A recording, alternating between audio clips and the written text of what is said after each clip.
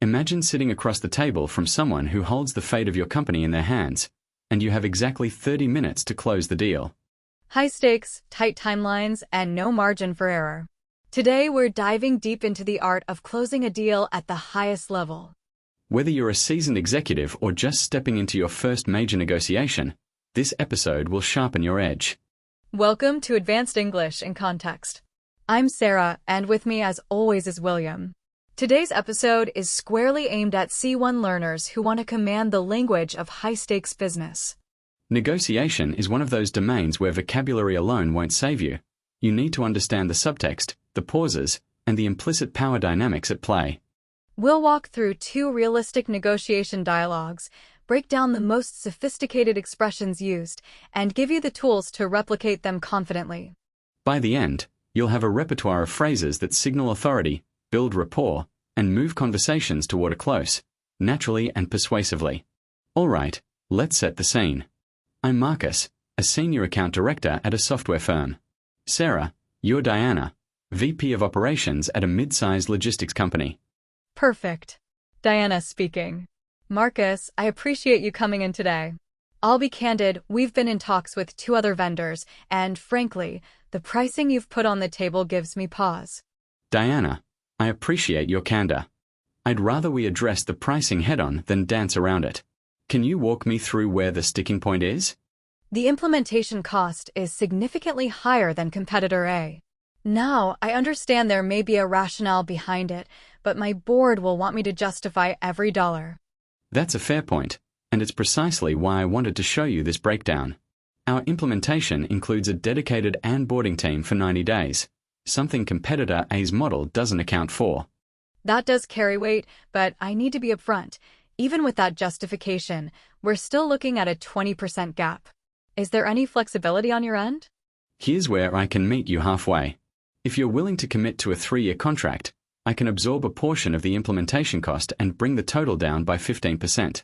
A 3-year lock-in is a hard sell to my board.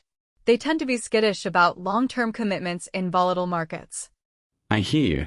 What if we structure it as a 2-year agreement with an option to extend? That way, you retain optionality while we can still justify the adjusted pricing. That's more palatable. I'd also need service-level guarantees written into the contract, uptime of at least 99.9%, with financial penalties for breach. We can absolutely put that in writing. In fact, our standard enterprise agreement already includes those provisions. I'll have legal prepare a redlined version by end of week. I think we're circling in on something workable. Let me take this back to my stakeholders, assuming no showstoppers. I'd be confident we could have a letter of intent signed by month end. That works for me. I'll also loop in our customer success lead so you can speak directly with someone who's managed implementations of this scale. Excellent. I appreciate that, Marcus. You've addressed my concerns without overpromising. That speaks well of how you operate. Let's unpack some of the most powerful expressions from that dialogue. The first is gives me pause. When Diana said the pricing gives her pause, she was signaling hesitation without being combative. You could also say that gives me cause for concern, or I'd want to sit with that before committing.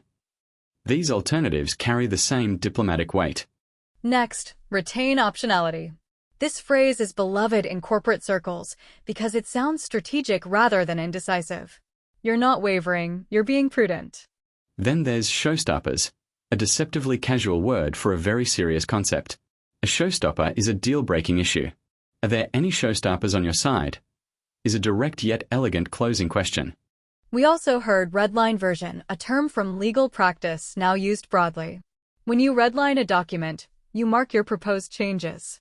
Asking for a redline signals that you're serious about moving forward. Finally, speaks well of how you operate is a masterful closing compliment. It acknowledges professionalism without flattery. Use this when you want to reinforce a positive impression without sounding sycophantic. Now let's hear a second scenario, a tougher negotiation where the deal almost falls apart. I'm Thomas, a procurement director. Sarah, you're Elena, a supplier rep. Elena here. Thomas, I want to be transparent. We've had to revise our pricing upward by 8% due to supply chain pressures. I know that's not what you were expecting. You're right, it's not. And frankly, An 8% increase at this stage puts us in a very uncomfortable position. We'd already allocated budget based on the figures you quoted in March. I completely understand, and I'm not here to strong-arm you. What I'd like to explore is whether we can phase the increase in a way that doesn't blow a hole in your Q3 budget. A phased approach would certainly make it easier to swallow. Could you hold the current rate through end of Q2 and apply the increase from Q3 onward? That's something I can take back to our pricing committee. In return, could you commit to a volume increase, say, an additional 500 units per quarter? That gives us the margin to absorb part of the cost on our end. That's a reasonable quid pro quo. I'd need to run it by our operations team, but provisionally, yes, that's something we could work with. Wonderful. And to show good faith, I'll also ensure you get priority allocation during peak season, no queuing behind new customers. That's not something we've had contractual before. I like it. Let's have both teams draft a term sheet and reconvene Friday. Agreed. I feel we've found a path forward that works for both sides. I appreciate you engaging with us in good faith rather than walking away. Likewise. A deal that works for both sides is the only kind worth having. See you Friday. The phrase strong arm appeared in the second dialogue. Elena was explicit. I'm not here to strong arm you. This preempts the other party's defensiveness by naming the tactic and rejecting it. That's a sophisticated rhetorical move. By disavowing coercive tactics upfront, you immediately lower the other side's guard and reposition yourself as a collaborative partner. Then we had quid pro quo, a Latin phrase meaning something for something. In business English, it's widely used to describe any mutual concession. What's the quid pro quo here is a natural, sophisticated question. Notice also provisionally yes, using an adverb to soften a commitment. It signals agreement in principle while preserving room to adjust. Contrast this with a flat yes, which can be misread as a binding commitment. And show good faith, a phrase that carries enormous weight. A good faith gesture is more than a concession. It's a signal that you value the relationship over short-term gain. These aren't just polite phrases, they're strategic instruments. At C1 level, understanding the pragmatic function of language is just as important as knowing the vocabulary. Time for slow repeat.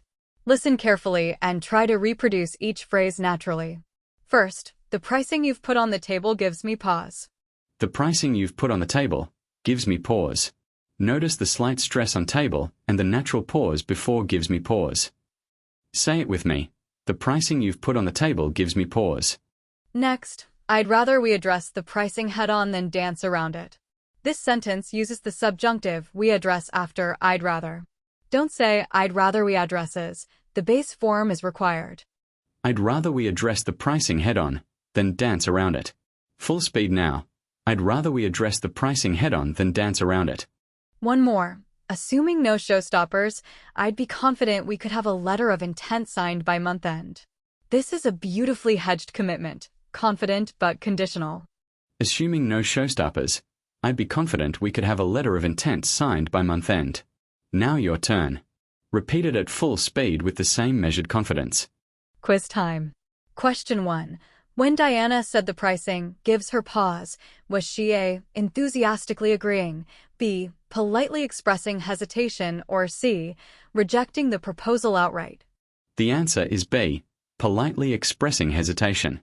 Gives me pause is a diplomatic way of signaling concern without closing the door on the negotiation. Question 2. What is a redline version of a document? A, a version marked with confidential information, B, a document showing proposed edits or changes, or C, a final, signed version? Correct answer. B, a redline version highlights proposed edits. It comes from the legal tradition of marking changes in red ink. If someone asks for a red line, they want to see what's being changed. Final question. Marcus said he would loop in the customer success lead. What does this mean? A, replace them in the negotiation. B, brief them separately, or C, include them in the conversation going forward. The answer is C. To loop someone in means to bring them into an ongoing conversation or process. It's one of the most useful phrasal verbs in professional English. Make sure you're using it. And that's a wrap on English 057. The language of negotiation is the language of strategic thinking. Every phrase you choose either opens or closes a door. Choose wisely. If this episode sharpened your negotiation toolkit, please subscribe and leave us a comment. We read every single one. Next week, the high-stakes world of academic debate and research ethics. Until then, keep pushing your English forward. See you in English 058.